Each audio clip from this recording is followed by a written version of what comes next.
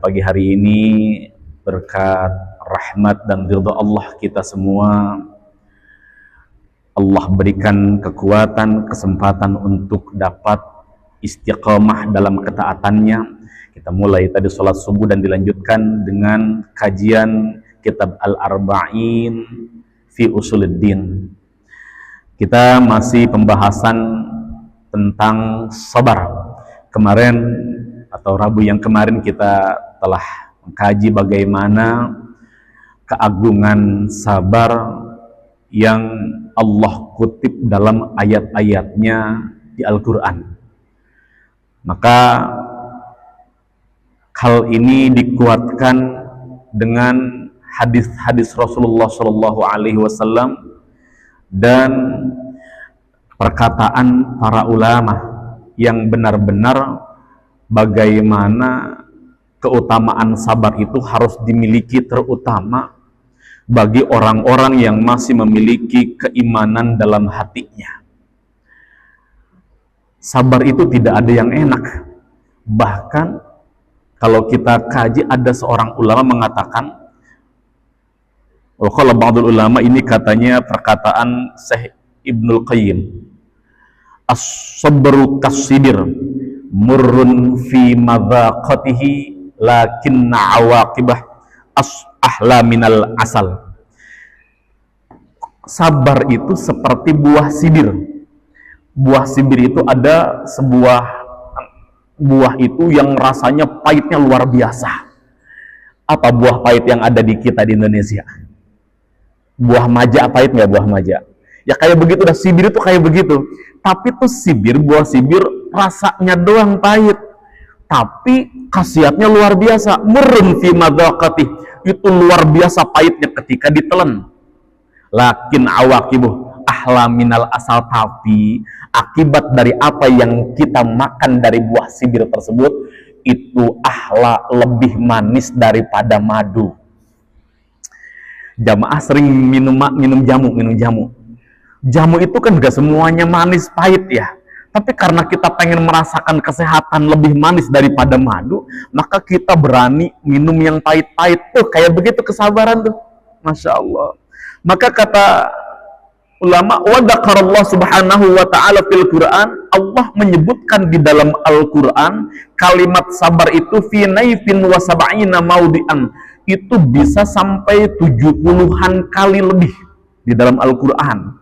Saking pentingnya kesabaran. Wa qala Nabi sallallahu alaihi wasallam, dan Rasulullah sallallahu alaihi wasallam bersabda dalam hadis yang diriwayatkan oleh Abu Nuaim. Apa kata Rasulullah? As-sabru nisful iman. Sabar itu adalah sebagian daripada iman.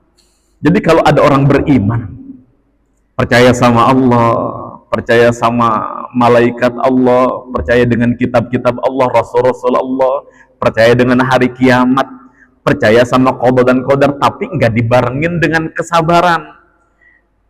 Tidak dihias imannya itu dengan sabar, hilang setengah imannya tuh kayak begitu tuh. Karena apa? Iman itu kalau tanpa ada kesabaran susah. Orang ngaku beriman, kalau enggak sabar itu rasanya males datang ke masjid buat ibadah. Coba dah, sehari 5 kali ke masjid itu kalau bukan modal sabar, itu luar biasa, nggak bakalan bisa. Karena dorongan apa? Iman didasari dengan kesabaran. Setiap hari ngedengerin, ya imam bacaannya itu lagi. Karena emang iman ada di sini, sabar di sini, rasanya nikmat aja gitu kan. Itu tuh ketika kita sudah mendapatkan halawatul iman, kemanisan dalam iman tersebut, itu luar biasa. Rasanya ibadah itu bukan suatu beban, karena memang nisful iman, setengahnya dari iman. Dikuatkan lagi, waqala, dan Rasulullah bersabda, min aqalli ma utitum al-yaqin wa azimatus sabr. Sedikit yang diberikan kepada kalian itu apa? Al-yaqin, keyakinan, keimanan. Ditambahnya apa? Wa azimatus sabr, dan keteguhan dalam kesabaran. Ada orang modal yakin doang, tapi enggak sabar. Akhirnya enggak istiqomah dalam ibadahnya. Orang yakin sama sabar, Masya Allah. Kalau jam 2 waktunya bangun malam, karena dia sabar sama yakin, bangun terus. Kalau enggak sabar, paling tadi kuatnya, apalagi cuma latihan doang, seminggu doang kuatnya bangun malam. Tapi karena keyakinan sama kesabaran, apapun yang terjadi, Masya Allah. Itu dia. Karena tadi sangat sedikit orang yang diberikan dua hal ini, keyakinan sama kesabaran.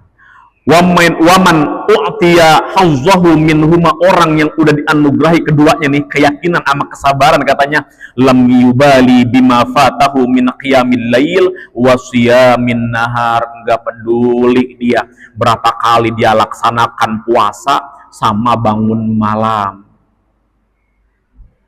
Enggak peduli dia. Kadang-kadang dia rindu. Ada orang yang seharinya itu merindukan datangnya malam.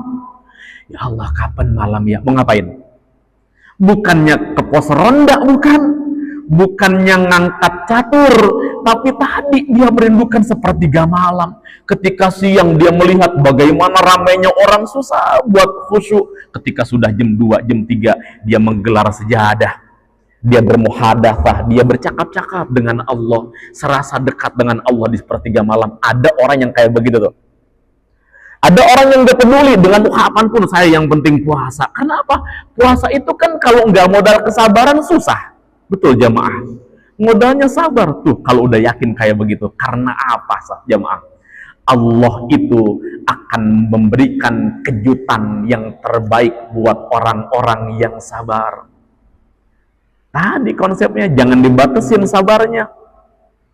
Kadang-kadang ada yang dicoba dari anaknya, dari istrinya, dari hartanya, dari kesehatannya. Ada semua yang begitu di sini. Kalau itu belum dicoba berarti kita belum sabar tuh. Ya, patokannya Nabi Ayyub alaihissalam.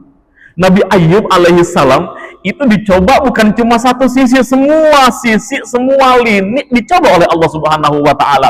Fisiknya dicoba, hatinya dicoba. Apa fisiknya? Masya Allah, belasan tahun Allah coba dengan penyakit. Sampai itu penyakit, pada saat itu penyakit yang belum pernah ada sama orang lain. Sampai orang-orang yang tadinya dekat dengan Nabi Ayub jauh. Yang dulunya followernya, bahasa sekarangnya ikutin sampai ratusan ribuan, cuma tinggal satu followernya. Siapa? Istrinya doang. Yang lain pada kabur, semuanya saudaranya kabur. Anak-anaknya pada kemana? Dicoba juga dengan Allah. Semua anak-anak Nabi Ayub alaihi salam Allah wafatkan di masa-masa mudanya. 13 anak Nabi Ayub semuanya wafat. Ada yang begitu kita di sini? Masya Allah, anaknya 13 wafat. Penyakitnya enggak kunjung sembuh. Satu lagi, Nabi Ayub pada saat itu kayaknya luar biasa. Perbendaharaan hartanya luar biasa banyaknya. Allah uji juga, dihabiskan semuanya hartanya. Yang dulunya orang paling kaya, sekarang jadi orang paling miskin. Badannya dicoba, anaknya dicoba, hartanya dicoba. Ya Allah, tinggal satu yang taat sama dia, sama siapa? Istrinya aja. Sampai saking orang pada tanda kutip jijik sama Nabi Ayub, itu saudaranya nggak ada yang mau ngelihat. Kalau manggil Nabi Ayub itu di depan rumah dan jauh jaraknya. Ya Ayub, ternyata kau bohong. Kalau seandainya kau orang suci, tidak mungkin kau seperti ini. Kau orang munafik, dikatain orang munafik. Buktinya kau diuji, dicoba, dikasih bala kayak begitu. Apa Nabi Ayub saat itu murka? Tetap sabar. Istrinya setiap hari, ya Allah, yang kerja. Sampai titik puncaknya Nabi Ayub sabar itu ketika istrinya itu pulang membawa makanan, tapi kok sampai dalam rumah tetap pakai kerudung. Ditanya sama Nabi Ayub, wahai sayang, kenapa kau tetap pakai kerudung padahal ini panas? Apa katanya? Tidak apa-apa suamiku. Ternyata Nabi Ayub minta dibuka tuh kerudungnya. Coba dibuka kerudungmu. Ternyata itu istrinya sudah botak rambutnya. Kenapa botak? Karena sudah kehabisan harta, rambut istrinya dijual buat makan Nabi Ayub. Dia terus terang akhirnya, ya suamiku, aku sudah bingung mau mencari kerja di mana. Orang sana sini tidak mau menerima aku kerjaan, sampai buat mandiin hewan pun gak ada yang mau nerima. Akhirnya aku jual rambutku, mudah-mudahan bisa untuk makan beberapa hari. Subhanallah. Keluar akhirnya istrinya, itu Nabi Ayub di situ mulai menangis sama Allah. Apa dia ngeluh? Enggak Pak, 17 tahun dikasih penyakit, dikasih cobaan, enggak ngeluh. Cuma kalimatnya sambil malu-malu dia berdoa. Apa bilangnya? Rabbi masaniyadur. Ya Allah, saya sakit. Sambil malu-malu ngomongnya. Dia enggak ngeluh, ya Allah, udah tahun-tahun saya sakit, ya Allah, kapan sembuhnya? Enggak. Rabbi masaniyadur. Ya Allah, saya sakit, ya Allah. Tapi tetap saya husnuzon kepadamu. Wa anta arhamur rahimin. Tapi tetap, ya Allah, saya enggak ngeluh kok. Saya yakin kau adalah yang paling pemurah dan penyayang. Ya Allah, kalau kita sakit sebulan kira-kira bagaimana itu ngeluhnya? Wih, ngeluhnya udah luar biasa. Sepertinya Allah enggak sayang sama kita. Kita enggak pernah ngambil hikmah kayak begitu. Coba seandainya begini aja, kita ngambil hikmah sedikit ya. Kita kecelakaan, naudzubillah min dzalik. Tangan nggak bisa digerakin, ya Ustaz, ya kaki nggak bisa jalan. Dulu mungkin lagi sehat, kita jarang bersyukur. Pas abis datang, temennya datang, bagaimana Ustaz keadaannya? Alhamdulillah tangan saya udah mulai bisa digerakin. Coba, tangan sedikit bisa digerakin aja ngomong alhamdulillah. Dulu tangan bisa digerakin kayak gini, pernah nggak kita ngucap alhamdulillah? Jarang. Pas kakinya, alhamdulillah kaki udah bisa mulai bergerak. Allah sayang luar biasa ketika kita ditimpa musibah. Dulu waktu kita lagi enak kayak begitu, lupa sama Allah pas lagi dicoba-coba, istighfarnya banyak. Rasa Allah deket banget, ya Allah, saya banyak dosa, ya Allah. Kadang-kadang kita ingat dosanya kapan? Kalau udah ditimpa musibahnya luar biasa. Lagi sehat boro-boro, ngerasa kita kayak korun, ya sama kayaknya karena saya. Tuh, begitu tuh. Makanya dalam hadis apa bilangnya? Inna izamil jaza ma'izamil bala. Sebesar apa pahala itu sesuai dengan sebesar apa cobaan yang diberikan kepada kita. Sedikit kita dicoba sama Allah, sedikit balasannya. Kayak begitu. Jadi doanya apa kalau begitu? Minta banyak. Banyak musibah, jangan juga gitu kan ya, minta banyak sabar. Akhirnya Nabi Ayub apa yang terjadi? Karena Allah sudah mencap Nabi Ayub itu orang yang paling sabar luar biasa. Ketika habis dia ngucap kayak begitu, di bawah kakinya keluar mata air. Nabi Ayub alaihissalam langsung mandi di situ. Masya Allah, Allah kembalikan lebih bagus lagi. Nabi Ayub yang umurnya sekitar 80 tahun, pas kena air itu kembali seperti umur 35 tahun, 40 tahun. Ganteng nggak? Ya kayak saya lah begitu gini ya. Pede banget gitu kan. 40 tahun, istrinya masuk ke dalam rumah kaget. Lah, ada orang ganteng di sini nih.